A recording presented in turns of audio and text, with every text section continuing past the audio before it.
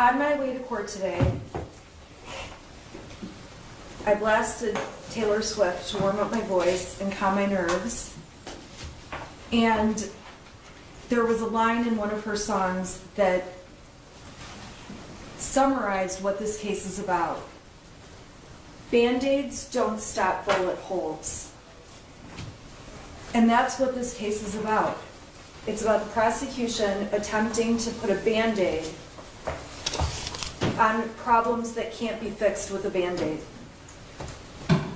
The prosecution has charged Jennifer Crumbley with involuntary manslaughter in an effort to make the community feel better, in an effort to make people feel like someone is being held responsible, in an effort to send a message to gun owners, and none of those problems will be solved by charging Jennifer Crumbley with involuntary manslaughter.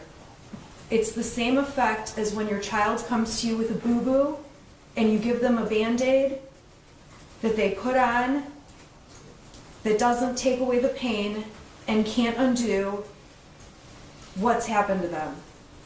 And in this case, a Band-Aid will never bring back the lives that were lost by Hannah, Justin, Tate, and Madison Baldwin.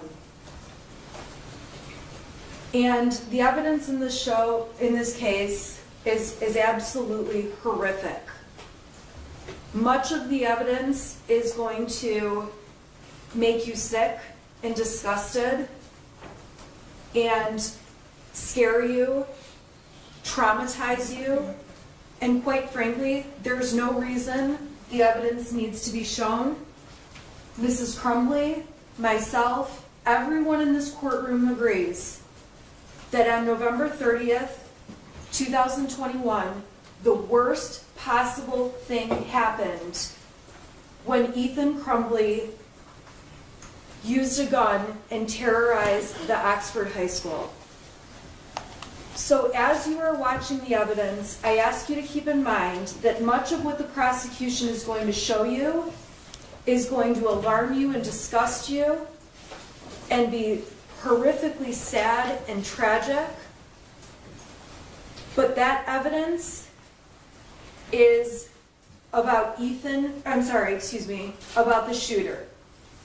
And in this case, we have agreed to call Jennifer Crumbley's son the shooter because he is the shooter and he is the one, as you will see from the evidence, who was responsible for the tragedy that unfolded on November 30th of 2021.